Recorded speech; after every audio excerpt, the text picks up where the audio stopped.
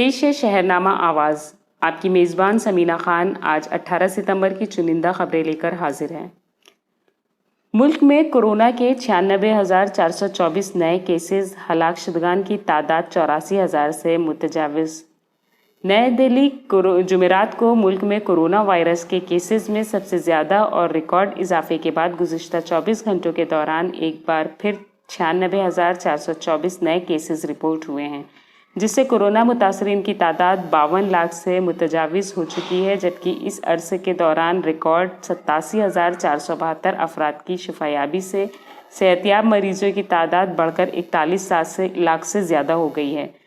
جمعے کو مرکزی وزارت صحت و خاندانی بہبود کی جانب سے جاری تازہ ترین اعداد شمار کے مطابق ملک میں گزشتہ 24 گھنٹوں کے دوران متاثرہ مریضوں کی تعداد 96,424 سے بڑھ کر مجموعی تعداد 52,14,677 ہو گئی ہے. اس سے قبل جمعرات کو سب سے زیادہ 97,894 نئے کیسز رپورٹ ہوئے تھے، جبکہ اس سے پہلے 2 دن میں نئے کیسز میں کمی آئی تھی. اسی عرصے کے دوران 87,000 سے زیادہ مریض صحت مند ہوئے ہیں، جس سے کورونا سے شفایابی حاصل کرنے والوں کی تعداد بڑھ کر 41,12,551 ہو گئی ہے. اس مدت کے دوران مزید 1,174 مریضوں کی اموات کے ساتھ ہی ہلاک شدگان کی مجموعی تعداد بڑھ کر 84,372 ہو گئی ہے. صحت مند ہونے والوں کے مقابلے میں وائرس کے نئے کیسز زیادہ ہونے سے ایکٹیو کیسز 7,778 کے اضافے سے یہ تعداد 10,17,754 ہو گئی ہے.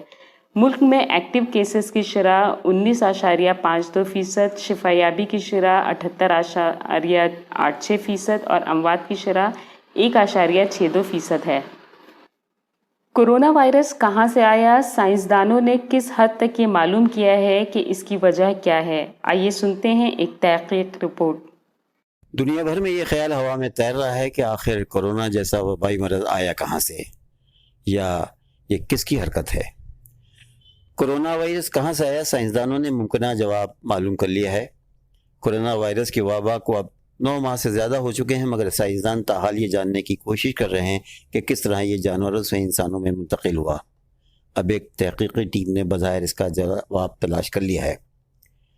جریدے نیچر مائکرو بایولوجی میں شائع تحقیق میں امریکہ، چین اور یورپ کے سائنسدانوں کی ٹیم نے کووڈ-19 کا باعث بننے والے SARS-CoV-2 میں تبدیلیوں کا موازنہ دیگر وائرس سے کیا ہے اور پھر متعلقہ وائرس کی ارتقائی تاریخ کو تشکیل دیا.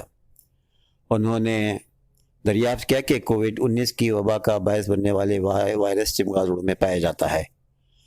محققین کا کہنا تھا کہ ہمارے تجزیے میں اجتماعی طور پر چمگادڑوں کی جانب اشارہ کیا جو اس وائرس کا بنیادی ماخذ ہے. ایسا ممکن ہے کہ پینگوئن یا کسی اور جانور نے عارضی میزبان کی شکل میں اسے انسانوں میں منتقل کیا ہو. موجودہ شواہد سے یہی اندیا ملتا ہے کہ اس وائرس کا ارتقاء چمگادڑوں میں ہوا جو انسانوں اور پینگوئنز کی اوپری نظام تنفس میں اپنی نقول بنا سکتے ہیں. تحقیقت یہ ایک ایسی تحقیق ہے جو ابھی بہت عام نہیں ہوئی ہے، لیکن اس کو سنجیدگی سے لیا جا رہا ہے اور یہ کہا جا رہا ہے کہ اس کے جو درج نکات ہیں ان پر مزید کام کرنے کی ضرورت ہے. اصل میں تحقیقی ٹیم کا تو کہنا تھا کہ نوول کرونا وائرس کا ارتقاء اس پرندے میں پائے جانے والے دیگر وائرسوں کے ساتھ 40 سے 70 سال قبل ہوا تھا. انہوں نے کہا کہ چمگادڑوں میں یہ وائرس دہائیوں پہلے موجود تھا، مگر اس کا علم پہلے نہیں ہو سکا تھا. کورونا سے جڑی ایک اور تفتیش، مزید 15 کروڑ بچے غربت کی نظر. نئی تحقیق کے مطابق کورونا کے بحران نے کروڑوں بچوں کو غربت میں دھکیل دیا ہے. آنے والے مہینوں میں یہ صورتحال مزید سنگین ہو سکتے ہیں. اقوام متحدہ کے بہبود اطفال کے ادارے یونیسیف اور بین الاقوامی غیر سرکاری تنظیم سیو دا چلڈرن نے یہ رپورٹ مل کر تیار کی ہے. جمعرات کو شائع ہونے والی اس رپورٹ میں کہا گیا ہے کہ کم اور درمیانی آمدنی والے ملکوں کے 15% بچوں کے غربت میں اضافہ ہوا ہے، جس کے بعد ایسے بچوں کی تعداد 1 ارب 20 کروڑ ہو گئی ہے. محققین نے غربت کا شکار ہونے والے بچوں کا تعین کرنے میں جن بنیادی چیزوں کا جائزہ لیا ہے ان میں تعلیم سے محرومی، صحت و صفائی تک رسائی نہ ہونا اور رہائش کی عدم دستیابی وغیرہ جیسے عوامل شامل ہیں. یونیسیف کی سربراہ ایگزیکٹو ڈائریکٹر ہینریٹا فورڈ نے رپورٹ پر بات کرتے ہوئے واضح کیا ہے کہ خاندان اس کوشش میں ہیں کہ وہ کسی طرح غربت سے محفوظ رہ سکیں، جو بظاہر بہت مشکل دکھائی دے رہا ہے۔ انہوں نے کہا ہے کہ اس وقت دنیا کے بے شمار بچے ایک بحران کی دہلیز پر پہنچ چکے ہیں۔ رپورٹ میں حکومتوں پر زور دیا گیا ہے کہ وہ بچوں کو غربت میں سے نکالنے کے لیے مناسب عملی اقدامات کرنے میں تاخیر نہ کریں۔ حکومتوں پر زور دیا گیا ہے کہ وہ سماجی خدمات اور ملازمت کے مواقع پیدا کرنے کے علاوہ تعلیم پر بھی توجہ دیں، تاکہ یہ بچے تعلیمی اداروں میں جائے بغیر بھی تعلیم حاصل کر سکیں۔ اسرائیل کے ساتھ بعض خلیجی ممالک کے معاہدوں سے مسجد اقصی کی تقسیم ممکن ہو گئی ہے۔ ماہرین کا خدشہ کیا ہے، سماعت فرمائیں ایک رپورٹ۔ قانونی ماہرین کا کہنا ہے کہ سفارتی تعلقات کے قیام کے لیے خلیجی ریاستوں کے اسرائیل کے ساتھ معاہدوں سے مسجد اقصی کی تقسیم کی راہ ہموار ہوگی۔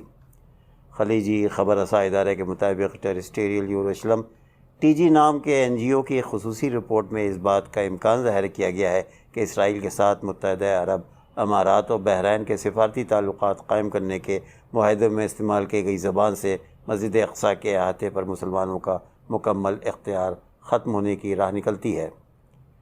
1967 میں 35 ایکڑ پر محیط الحرم الشریف یا مسجد اقصی کے احاطے سے متعلق اسرائیل نے بھی یہ تسلیم کیا تھا کہ یہاں غیر مسلموں کو آنے کی اجازت تو ہوگی، تاہم وہ عبادت نہیں کر سکیں گے۔ 2015 میں نتن یاہو نے بھی اس حیثیت کو تسلیم کرنے کا عصر نو اعلان کیا تھا۔ تاہم رپورٹ کے مطابق 13 اگست کو امریکہ، اسرائیل اور متحدہ عرب امارات کے جاری کردہ مشترکہ اعلامیہ میں یہ شق شامل ہے کہ امن کے ویژن کے تسلسل کے لیے پرامن مسلمانوں اور دیگر مذاہب کے عبادت گزاروں کو الاقصی مسجد اور یروشلم کے دیگر مقدس مقامات میں داخلے کی اجازت ہونا چاہیے۔ رپورٹ میں کہا گیا ہے کہ اسرائیل احاطے میں مسجد کی عمارت کے علاوہ دیگر ڈھانچوں کو مقدس عمارتیں قرار دیتا ہے اور یہاں یہودیوں سمیت دیگر مذاہب سے تعلق رکھنے والوں کے داخلے اور عبادت کی اجازت دینے کی بات کر رہا ہے۔ اس حوالے سے فلسطینی وکیل خالد نے کہا کہ معاہدے میں یہ شق تسلیم کر کے دراصل متحدہ عرب امارات مسجد اقصی پر مسلمانوں کے مکمل اختیار سے دستبردار ہو گیا ہے اور اس پر اسرائیل کا اختیار تسلیم کیا جا چکا ہے۔ خالد کا کہنا ہے کہ معاہدے کی یہ شق بین الاقوامی قوانین کی خلاف ورزی ہے اور 1967 میں مسجد اقصی کی تسلیم شدہ حیثیت کو غیر قانونی طور پر تبدیل کرنے کی کوشش ہے۔ 1967 میں یہ تسلیم کیا جا چکا ہے کہ اس احاطے پر مسلمانوں کا حق ہے۔ ماہرین کا کہنا ہے کہ امارات اور بحرین کے ساتھ معاہدے میں شامل اس شق کے الفاظ کا انتخاب سوچ سمجھ کر کیا گیا ہے اور مستقبل میں اس سے مسجد اقصی کی موجودہ حیثیت میں تبدیلی کا راستہ ہموار ہوگا۔ مہذب ملک کہے جانے والے اس ملک میں حراست کے دوران خواتین کے ساتھ کیا سلوک ہوا ہے، اس رپورٹ میں سماعت فرمائیں۔ امریکی حکام نے تصدیق کی ہے کہ ریاست جارجیا کے حراستی مراکز میں قید خواتین کے رحم مادر نکالے جانے کا اسکینڈل سامنے آنے کے بعد اس کی اعلیٰ سطح کی تفتیش کی جائے گی۔ خبر رساں ادارے رائٹرز کے مطابق امریکہ کے ہوم لینڈ سیکیورٹی ڈپارٹمنٹ نے تصدیق کی ہے کہ اسکینڈل سامنے آنے کے بعد معاملے کی تفتیش کرائی جائے گی۔ مذکورہ اسکینڈل اس وقت سامنے آیا جب ریاست جارجیا کے ارون کاؤنٹی کے ایک حراستی مرکز میں کام کرنے والی سابق نرس نے دعویٰ کیا کہ وہاں قید خواتین کی بچے دانیاں نکالی جاتی رہی ہیں۔ ڈان روٹن نامی نرس نے ہوم لینڈ سیکیورٹی کے ذیلی ادارے میں شکایت کی جو حکومتی اداروں میں ہونے والی بے ضابطگیوں کی تفتیش کرتا ہے۔ ڈان نے 14 ستمبر کو واچ ڈاگ میں درج کرائی گئی شکایت میں دعویٰ کیا تھا کہ ارون کاؤنٹی کے حراستی مرکز میں قید خواتین کی غیر قانونی اور غیر محفوظ طریقے سے بچے دانیاں نکالی جا رہی ہیں۔ سابق نرس نے دعویٰ کیا تھا کہ جن قیدی خواتین کے رحم مادر نکالے گئے ان میں سے زیادہ تر عورتوں کو معلوم ہی نہیں تھا کہ ان کے ساتھ کیا کیا گیا ہے۔ ووڈن نے رائٹرز کو دیے گئے انٹرویو میں دعویٰ کیا ہے کہ حراستی مراکز کی طبی ٹیم نے غیر محفوظ طریقوں سے خواتین کے رحم مادر نکالے کیونکہ وہاں تعینات عملے کو بچے دانیاں نکالنے کے محفوظ طبی طریقے معلوم ہی نہیں تھے۔ سابق نرس کے انکشاف کے بعد اگرچہ حراستی مراکز کے انتظامات دیکھنے والے حکومتی ادارے نے الزامات کو مسترد کر دیا ہے، تاہم معاملہ سامنے آنے پر امریکہ میں پھر تہلکہ مچ گیا ہے۔ اور آخر میں ایک دلچسپ خبر، آہستہ بول کر عالمی وبا کورونا وائرس سے بچا جا سکتا ہے، لیکن کیسے، آئیے آپ کو بتاتے ہیں۔ امریکہ کی ایک مقامی یونیورسٹی کے ماہرین کا کہنا ہے کہ آہستہ آواز میں بات کرنے سے بھی کورونا وائرس کے جراثیم کے پھیلاؤ کو روکا جا سکتا ہے۔ طبی ماہرین نے اس سلسلے میں تجویز دی ہے کہ اسپتالوں اور ہجوم والی جگہوں پر کم اور آہستہ بولنے سے کورونا کو کم کیا جا سکتا ہے۔ سائنسدانوں نے بتایا ہے کہ تیز بولنے سے بڑی تیزی سے زیادہ تعداد میں ذرات منہ سے خارج ہوتے ہیں جو فضا میں بڑی تعداد میں وائرس کے جراثیم کے پھیلاؤ کا سبب بنتے ہیں اور اس طرح دوسرے افراد میں منتقل ہوتے ہیں۔ سامعین، یہ تھی ہماری آج کی پیشکش۔ ہم کل پھر اسی پروگرام کے ساتھ حاضر ہوں گے۔ آپ سے گزارش ہے کہ اگر آپ کو ہماری یہ پیشکش پسند آئی ہو تو اسے لائک، شیئر اور سبسکرائب ضرور کریں، ساتھ ہی بیل آئیکن دبانا نہ بھولیں۔ بے حد شکریہ۔